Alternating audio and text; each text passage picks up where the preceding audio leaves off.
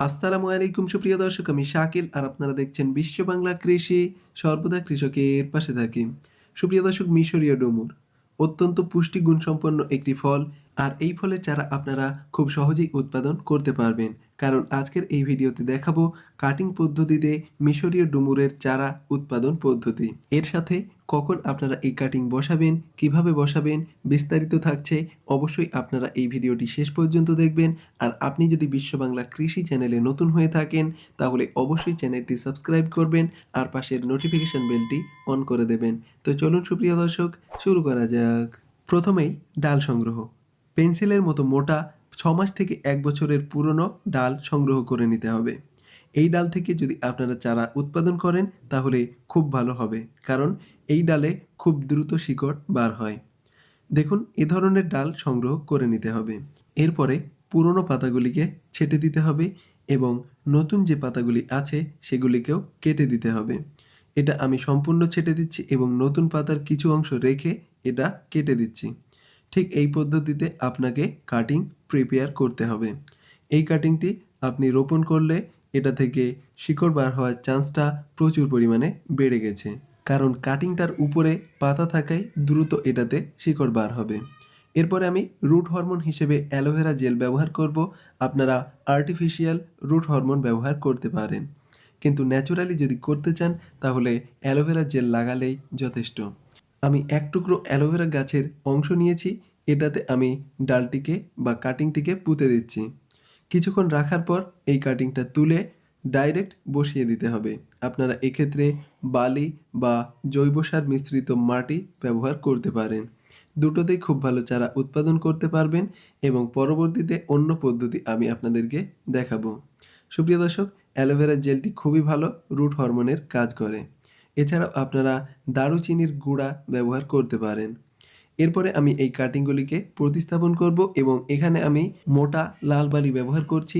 এর পরিবর্তে আপনারা নদীর সাদা বালি ব্যবহার করতে পারেন। এরপর আমি কাটিংগুলিকে প্রতিস্থাপন করব এই বালিতে।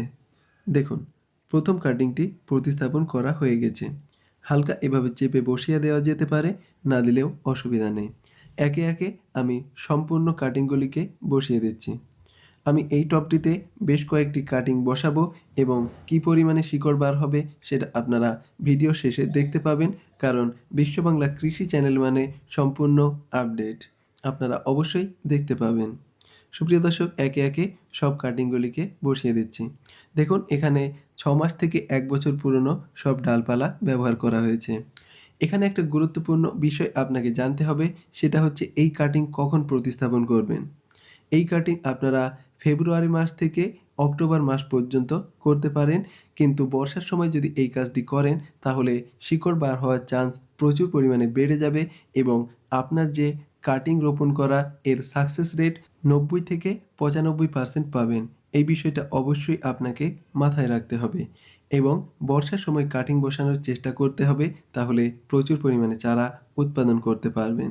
সুপ্রিয় দর্শক, আমি ভরে ভরে এটাতে কাটিং বসিয়ে দিচ্ছি, কারণ একটা ডুমুর গাছ থেকে আপনারা প্রচুর পরিমাণে চারা উৎপাদন করতে পারবেন গাছটির বয়স যদি 2 থেকে 2.5 বছর হয়। কাটিং রোপণ করার পর এটাতে পানি প্রয়োগ করতে হবে, আর এই সময় একটু বেশি মাত্রায় পানি প্রয়োগ করতে হবে, কারণ বালিটা যাতে খুব ভালোভাবে পানিতে ভিজে যায় এদিকে লক্ষ্য রাখতে হবে এবং এই কাটিংগুলিকে রাখতে হবে ছায়া জায়গায়।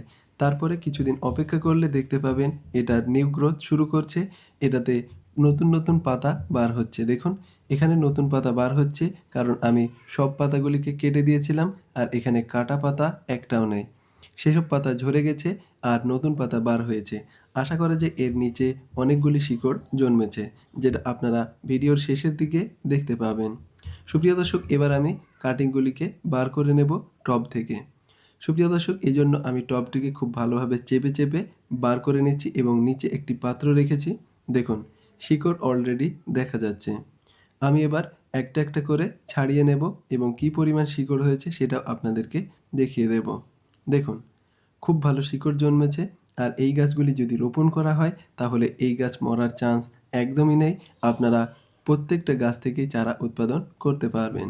এখন যে কাজটি করতে হবে, আলতোভাবে সব চারাগুলিকে আলাদা আলাদা করে নিতে হবে এবং আলাদা আলাদা পটে রোপণ করতে হবে। এক্ষেত্রে আপনারা নার্সারি বা পলি ব্যাগ ব্যবহার করতে পারেন বা ডাইরেক্ট টবেও আপনারা রোপণ করতে পারেন। এই গাছগুলি মারা যাওয়ার চান্স একদমই কম। দেখুন যে পরিমাণ শিকড় বার হয়েছে এগুলি যথেষ্ট, এবং কিছু কাটিংয়ে একটু কম শিকড় বার হবে, এটা ন্যাচারালি হয়ে থাকে। এবং এই কাটিংগুলিকে যদি আপনারা ফাইনাল পটে প্রতিস্থাপন করেন তাহলে 6 মাস থেকে 1 বছরের মধ্যেই এই গাছে বাম্পার ফলন পাবেন। সুপ্রিয় দর্শক, আমি এখানে নার্সারি ব্যাগ বা পিপি ব্যবহার করছি। এটাতে আমি চারা রোপণ করব, কারণ আমার কাছে অলরেডি অনেক ডুমুর গাছের চারা আছে। আর এই ফলটি খেতে দুর্দান্ত, এজন্যই আমি বেশি পরিমাণে চারা উৎপাদন করছি। পলি ব্যাগে চারা রোপণ করার জন্য অর্ধেকটা মাটি ভরাট করে নিতে হবে, তারপরে কাটিংটা বসিয়ে পুনরায় মাটি ভরাট করে দিতে হবে। সুপ্রিয় দর্শক, এখানে আমি যে মাটি উপাদানটি ব্যবহার করছি এটাতে 50% জৈব সার আছে আর 50% মাটি আছে সাধারণ গার্ডেন সয়েল। এটাকে ব্যবহার করতে হবে। আপনারা যদি এটা না পান, শুধুমাত্র মাটিতেও এই চারা রোপণ করতে পারেন, তাতেই খুব ভালো গ্রোথ দেখতে পাবেন। সুপ্রিয় দর্শক, এই চারার মরার চান্স একদমই কম, এজন্য আপনারা বেশি পরিমাণে সাকসেস রেট পাবেন। এই চারাগুলিকে রোপণ করার পর পানি প্রয়োগ করে রেখে দিতে হবে। সুপ্রিয় দর্শক, আমি সম্পূর্ণ আপডেট আপনাদেরকে দেখিয়ে দিচ্ছি। চারাটি রোপণ করা হয়ে গেছে, এবার আমি এটাতে পানি প্রয়োগ করে দিচ্ছি। একটু মাত্র পানি প্রয়োগ করলেই যথেষ্ট, কারণ যে মাটিটা ব্যবহার করেছি একটু ভেজা ছিল। সুপ্রিয় দর্শক, ফাইনালি গাছগুলিকে দেখুন, প্রচুর পরিমাণে পাতা বার হয়েছে এবং এটি সেট হয়ে গেছে।